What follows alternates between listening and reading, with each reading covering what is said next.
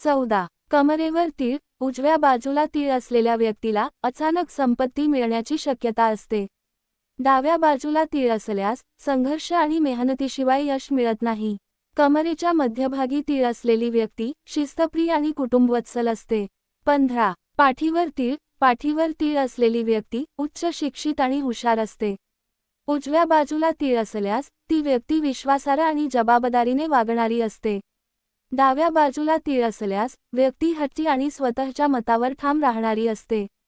16. हातावर तीळ. उजव्या हातावर तीळ असलेली व्यक्ती नशीबवान आणि मेहनती असते.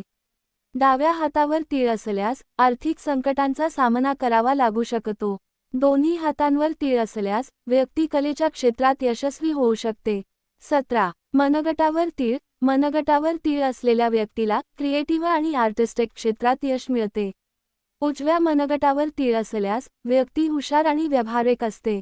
डाव्या मनगटावर तीळ असल्यास प्रेम जीवनात संघर्ष येण्याची शक्यता असते. 18. बोटांवर तीळ. बोटांवर तीळ असलेली व्यक्ती सतत हालचालीत असते आणि स्थिर राहू शकत नाही. उजव्या हाताच्या बोटांवर तीळ असल्यास व्यक्तीला चांगली संधी मिळते.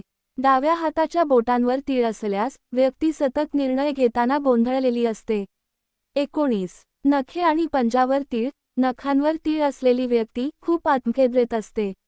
पंजावर तीळ असल्यास व्यक्ती खूप प्रवास करणारी आणि साहसी असते. 20. पायावर तीळ. उजव्या पायावर तीळ असलेली व्यक्ती प्रवासप्रेमी आणि यशस्वी असते. डाव्या पायावर तीळ असलेली व्यक्ती संघर्षमय जीवन जगते. दोन्ही पायांवर तीळ असल्यास व्यक्तीला वारंवार स्थलांतर करावे लागते.